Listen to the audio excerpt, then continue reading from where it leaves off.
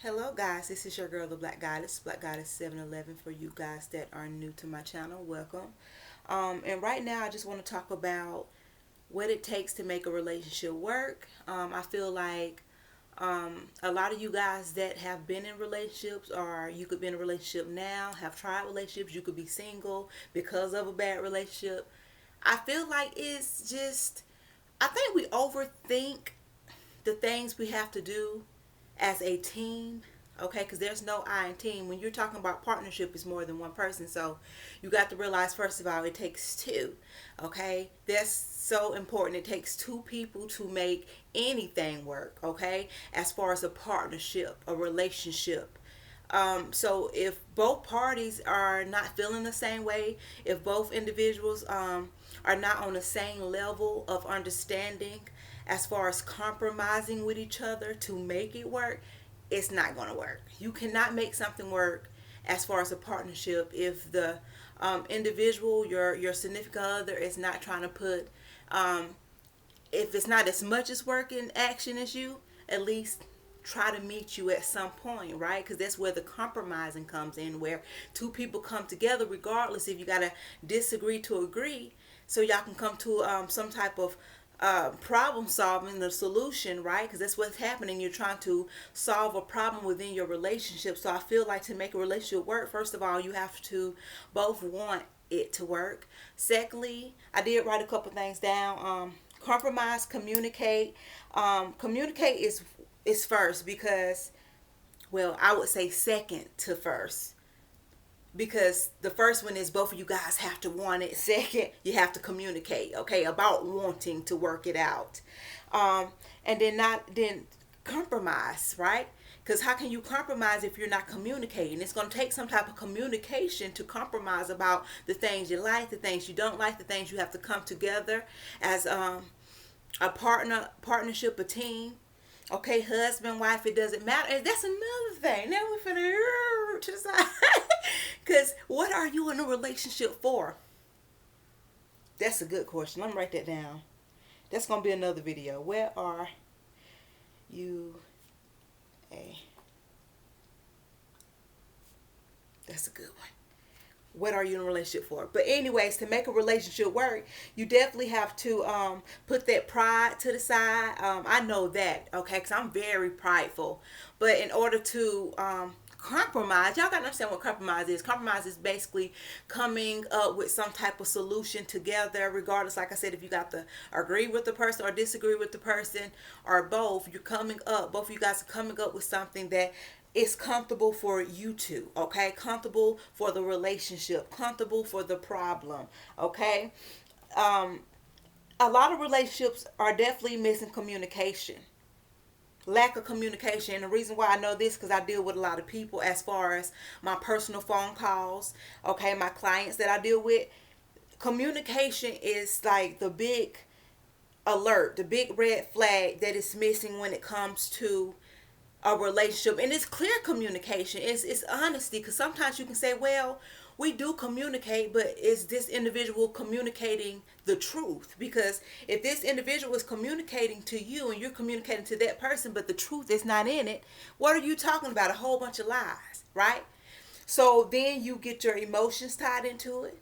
Then you get all tied down as far as having some type of stress, mental conflict, because you got half of the truth and not the whole truth. So I feel like not only communicating and compromising is important, but also being honest. Okay, being honest, even if it hurt. That type of honest, I like that type of honest. And I believe that some people say that they can handle it, but they really can't.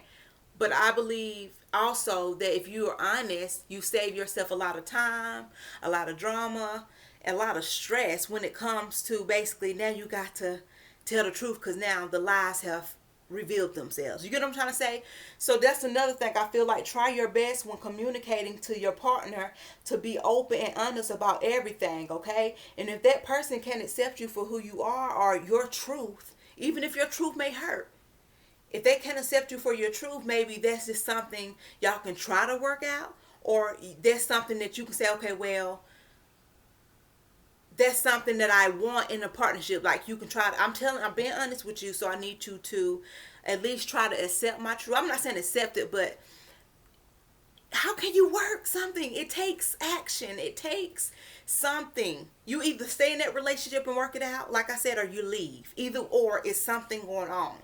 So I feel like if this person can't sit down with you and agree to disagree with you, that means that's just something you can leave.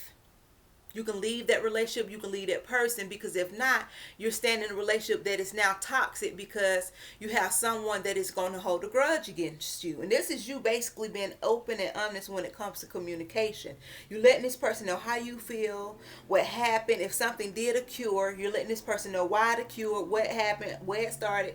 And this person doesn't agree with you and they still want to have some type of attitude or hold some type of grudge against you, that gives you an option now to walk away from that problem solving, right? Because right now you're communicating to problem solve. Okay, problem solving is a big thing in relationships, marriages, friendships, because how can you make something work and last if you two can't come together as a team? No, I as in team, so it's two people coming together, two people willing to understand each other on whatever levels it is, so y'all can come together and make an agreement again, or a solution to whatever this problem is. So that's right off back. If you're dealing with somebody that is not trying to put the same action in, or the time or the energy in to help the relationship grow, okay, to heal the relationship, you automatically should know this is a waste of time. It's a waste of time. It doesn't take much for someone to communicate. It does not take much. It doesn't take much and it doesn't matter if it's a phone call, if it's a text, if it's up close and personal. It doesn't take much for somebody to open their mouth. We open our mouth every day. I want somebody to say that they don't talk every day. When you wake up, you don't talk at all until the next day. No, everybody says something out their mouth. Their mouth is moving. Okay, so I feel like if you can do that, especially if you ain't talking, you could be eating something. Your mouth is moving. So if you can put action elsewhere when it comes to your relationship that you are wanting to work out, you can put that same action into that relationship than eating or watching TV or being on your Xbox or game, whatever it is you're doing, more than your relationship. So that's another thing. You have to try to come up with some type of scheduling, because yes, I had somebody mention it to me last month about their relationship, and I'm not going to get into details about my client's information, but you got to understand, when you're dealing with someone that has kids, I don't care if it's a man, I don't care if it's woman and man, if this person have children, more than one, two, it doesn't matter if it's one. If they have a responsibility, you have to be more mature and adult to understand that that time has to be with that responsibility. The child has to be took care of regardless. That's important. That's important. No one should ever put another woman or a man before their children. Period, poo. Period. Okay? So if you're dealing with someone that has children, you have to understand that there has to be some type of, I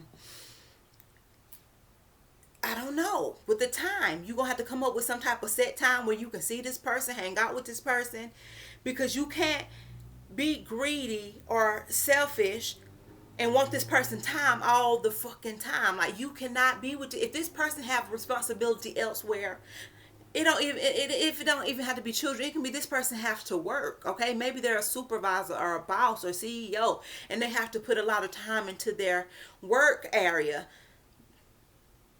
You have to be more mature enough to come up with some type of scheduling. I know that sounds crazy. What? A relationship, this supposed to be a relationship. Y'all supposed to just let it go with the flow. Da, da, da. But when it comes to a fork in the road, okay, you're going to have to make a decision. Come up with some type of scheduling. If this person has responsibilities elsewhere, because how else will a relationship work if you're not trying to compromise with this individual that has responsibility as children, a job, a high position somewhere else? Leave that person. If you're with somebody that's not trying to come up with some type of schedule or plans around your other responsibilities to spend time with you, that person really don't want to be with you. They're not trying to work on a relationship. If they say, I can't do that. No, I want to spend time with you. If they cannot compromise that's not a relationship. How can you be? I wouldn't even want to build something with somebody like that. So a lot of relationships are suffering from lack of communication as well as compromising. That's what I can say. A lack of communication and compromising and false promises. False promises. What is false promises? False promises is basically feeding a person, and the reason why I'm saying person because it's not it's not gender specific. Okay, so it's either or. It don't matter because a lot of guys get hurt by females just as well as a lot of females get hurt by men.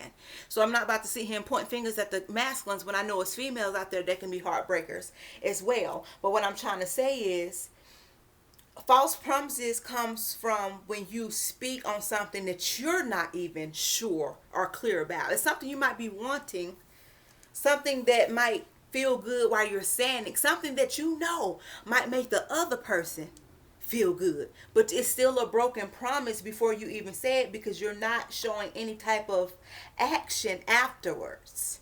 And I'm not trying to say right after. You give the time, you give the date. So you have to be careful about opening your mouth and giving false promises. Oh, I'm going to do this. I'm going to come see you tomorrow. Okay, I'm going to come see you tomorrow, or I'm going to call you next week around 2 o'clock in the afternoon. You don't do that. Or we're going to be together next February. Like, you have to stop. And a lot of people use false promises, and they know they're false promises. But like I said, they know it make you feel good. They know it's going to make this person hold on longer. It's like feeding a damn bird breadcrumbs, like you're a bird. Something to keep you just holding on. What is it? Go in there, please. It's the birds. Go. I'm doing a video. Can you please back up and let me finish? Yeah, I will be back, okay? And I will continue with this false promises, and I'm gonna also come on here and do. I will also do. I don't want you in the camera because you don't have a shirt on. You don't have clothes on. You understand that? Tell you something. I'll be back, guys. Love you guys.